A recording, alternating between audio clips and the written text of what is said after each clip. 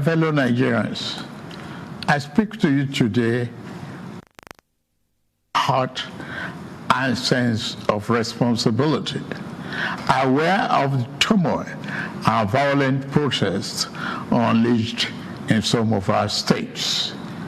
Notably, among the protesters were young Nigerians who desired a better and more progressive country where their dreams, hope, and personal aspiration will be fulfilled. I am especially pained by the loss of life in Jigawa, Kano, Kaduna, and other states, the destruction of facilities in some states, and the wanton looting of supermarkets and shops, contrary to the promise of protest organizers that the protest will be peaceful across the country. The destruction of properties set us back as a nation, as scarce resources will be again used to restore. I commiserate with the families and relations of those who have died in the protest. We must stop further bloodshed, violence, and destruction. As the president of this country, I must ensure public order in line with the constitutional oath to protect the lives and property of every citizen. Our government will not stand idly by and allow a few political agenda to tear this nation apart.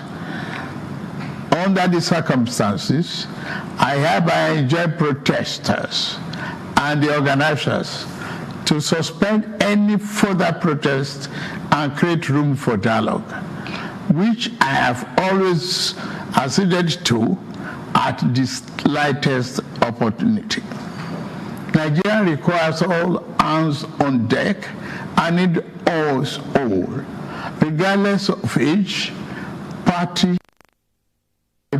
religion, or other divides, to work together, reshaping our destiny as a nation. To those who have taken undue advantage of this situation to threaten any section of this country, be warned. The law will catch up with you. There is no place for ethnic bigotry or such threats in the Nigeria we seek to build. Our democracy, progressive right of every Nigerian are respected and protected. Our law enforcement agencies should continue to ensure full protection of life and properties of innocent citizens in a responsible manner. My vision for our country is one of a just and prosperous nation where each person may enjoy the peace, freedom, and good that only democratic good governance can provide. One that is open, transparent, and accountable to the Nigerian people. For decades, our economy has remained anemic and taken a dip because of many misalignments that have stunted our growth. Just over a year ago, our dear country, Nigeria, reached a point where we couldn't afford to continue to use to solve long-term problems for the sake of now and our unborn generations. I therefore took the painful yet necessary decision to remove first subsidy and abolish multiple foreign exchange system, which had constituted a noose around the economic jugular of our nation and impede our economic development and progress. These actions block the greedy profit that smugglers and rent seekers made. They also block the undue subsidy we had extended to our neighboring countries to the detriment of our people, rendering our economy prostrate. These decisions are made were necessary if we must reverse the decades of economic mismanagement that didn't serve us well. Yes, I agree. The buck stops on my table. I assure you that I am focused fully on delivering the governance to the people, good governance for that matter. In the past 14 months, our government has made significant strides in rebuilding the foundation of our economy to carry us into a future of plenty and abundance. On the physical side, aggregate government revenue has more than doubled, hitting over 9 in the first half of 2024 compared to the first half of 2023 due to our efforts at blocking leakages, introducing automation, and mobilizing funds creatively without additional burden on the people. Productivity is gradually increasing in the non-oil sector, reaching new levels and taking advantage of the opportunities in economic ambience. My dear brothers and sisters, we have come this far, coming from a place where our country spent 97% of all our revenue on debt service. We have been able to reduce that to 68% in the last 13 months. We have also cleared legitimate outstanding foreign exchange obligations of about $5 billion without any adverse impact on our. This has given us more financial freedom and room to spend more money on you, our citizens, to fund essential social services like education and health care. It has also led to our state and local government receiving highest allocation ever in our country's history from the Federation account. We have also embarked on major infrastructure projects. We are working to complete inherited projects critical to our economic prosperity, including roads, bridges, railways, power, and oil and gas development. Notably, the Lagos-Calabar Coastal Highway and Sokoto-Badagry Highway projects will open up 16 connecting states, creating thousands of jobs and boosting economic output through trade, tourism, and migration. Our once declining oil and gas industry is experiencing a resurgence on the back of the reforms I announced in May 2024 to address the gaps in the Petroleum Industry Act. Last month, we increased our oil production to 1.61 million barrels per day, and our gas assets are receiving the attention they deserve. Investors are coming back into foreign direct investments, signed over $500 million since then. Fellow Nigerians, we are a country blessed with both oil and gas resources, but we met a country that had been dependent solely on oil-based petrol, neglecting its gas resources to power the economy. We were also using our hard-earned foreign exchange to subsidize the use. To address this, we immediately launched our compressed natural gas initiative, CNG, to power our transportation economy and bring us down. This will save over 2 trillion naira a month being used to import PMS and AGO and free up our resources for more investment in healthcare and education. To this end, we'll be distributing of extremely low or no cost to commercial vehicles that transport people and goods and who currently consume 80% of imported PMS and AGO. We have started the distribution of conversion kits and setting up of conversion centers across the country in conjunction with the private sector. We believe that this CNG initiative will reduce transportation costs by approximately 60% and help to curb inflation. Our administration has shown its commitment to the youth by setting up the student loan scheme. To date, 45.6 billion has already been processed for payment to students and their respective institutions. I encourage more of our vibrant youth population of this opportunity. We established the Consumer Credit Corporation with over 200 billion to help Nigeria to acquire essential products without the need for immediate cash payment, making life easier for millions of households. This will consequently reduce corruption and eliminate cash and opaque transactions. This week, I ordered the release of an additional 50 billion for NEL Fund, the student loan, and credit corporation for the proceeds of crime recovered by the EFCC.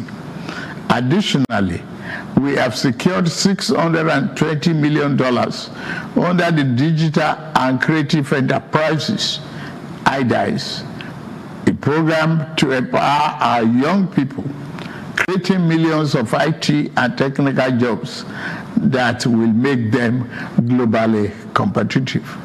This program,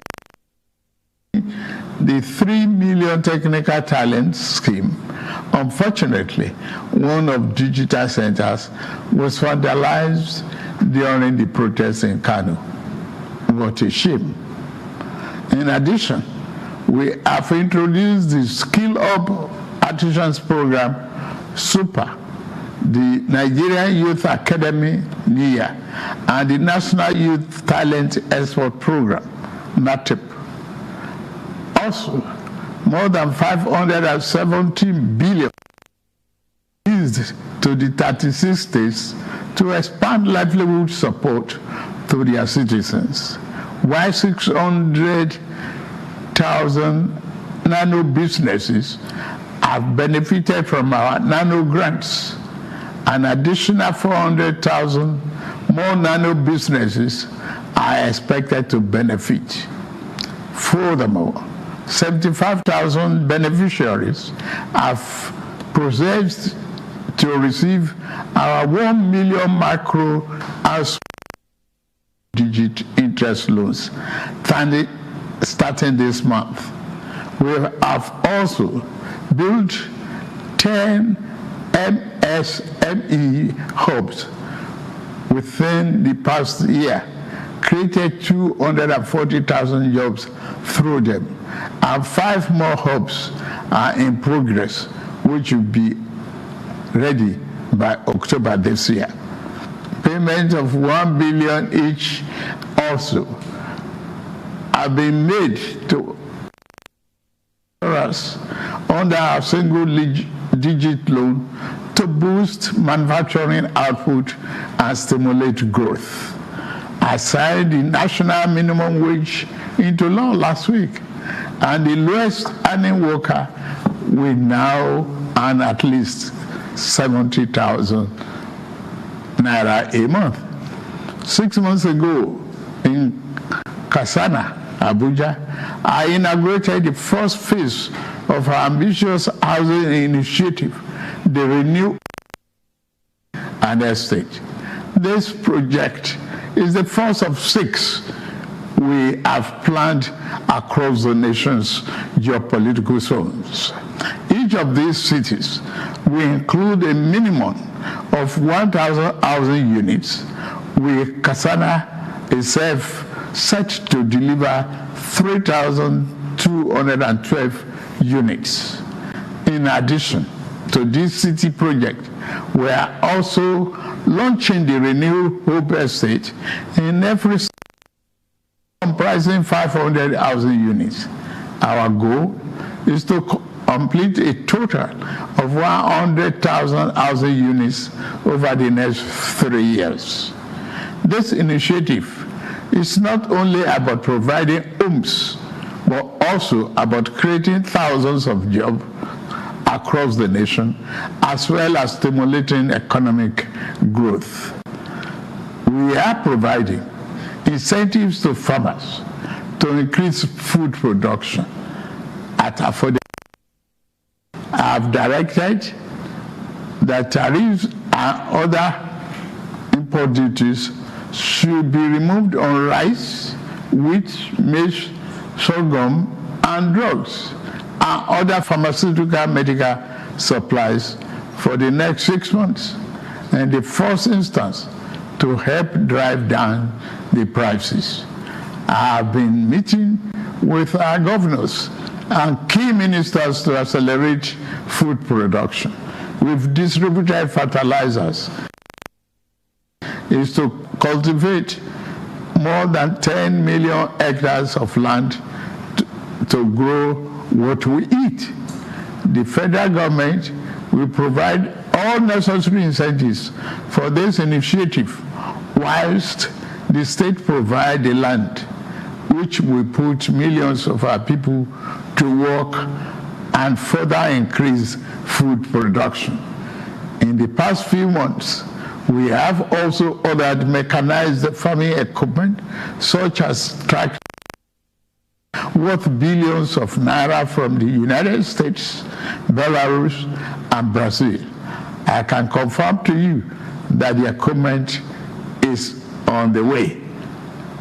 My dear Nigerians, especially our youths, I have heard you loud and clear. I understand the pain and the frustration that drive this protest, and I want to assure you that our government is committed to listening and addressing the concerns of our citizens. But we must not let violence and destruction tear our nation apart. We must work together to build a brighter future where every Nigerian can live with dignity and prosperity. The task before us is a collective one, and I am leading the charge as your president. A lot of work has gone into stabilizing our economy, and I must stay focused on ensuring that the benefits reached every single Nigerian as we promised. My administration is working very hard to improve and expand our national infrastructure and create more opportunities for our young people. Let nobody misinform and miseducate you about your country or tell you that your government does not care about you. Although there have been many dashes in the past, we are in a new era of renewed hope. We are working hard, and the result will soon be visible and concrete for everyone to see, feel, and enjoy. Let us work together to build a brighter future for ourselves and for generations to come. Let's choose hope over fear, unity over division, and progress over stagnation. The economy, please don't shut out this oxygen. Now that we have been enjoying democratic governance for 25 years, do not let the extremists of enemies of democracy use you to promote an unconstitutional agenda that will set us back on our democratic journey. Forward ever, backward never.